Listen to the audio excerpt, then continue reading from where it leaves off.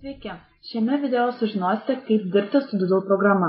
Taigi visų pirma, Google naršyklės paieškos laukelyje suvedame Doodle. Tada pasirenkame Doodle svetainę. Atsiradusiame lange dešiniajame kampe galime užsiregistruoti pasirinkę sukurti abonementą arba prisiregistruoti, jeigu jau turite paskyrą. Tokiu būdu jūsų elektroninis paštas visur bus suvedamas automatiškai. Arba galime iškart spausti mygtuką Planuokite įvykį. Atsiradusiame lange įrašome įvykio pavadinimą, vietą ir kitą papildomą informaciją.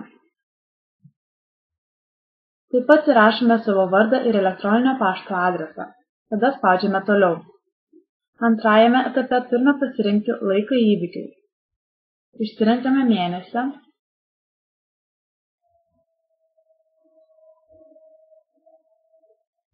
Ir tada pažymime dienas.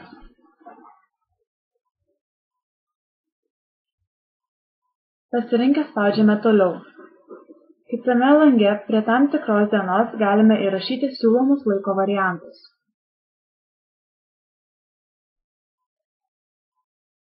Norėdami siūlyti tokį pat laiką visoms dienoms, spaudžiame Nukopijuoti ir įterpti pirmą eilutę.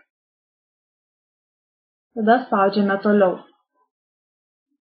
Atsiradusiame lange vėl spaudžiame Toliau. Paskutinėme etape spaudžiame Užbaigti, jeigu norime tinklapį dalintis rankiniu būdu. Arba įrašome apačioje elektroninius paštus žmonių, kuriems bus išsiųstas pakvietimas pasirinkti tinkamiausius įvykio laikus. Atsiradusiame lange matome mūsų sukurto Doodle nuorodą, kuriame žmonės galės įvedę savo vardą žymėti jiems tinkamus susitikimo laikus. Tikiuosi, pamoka buvo naudinga.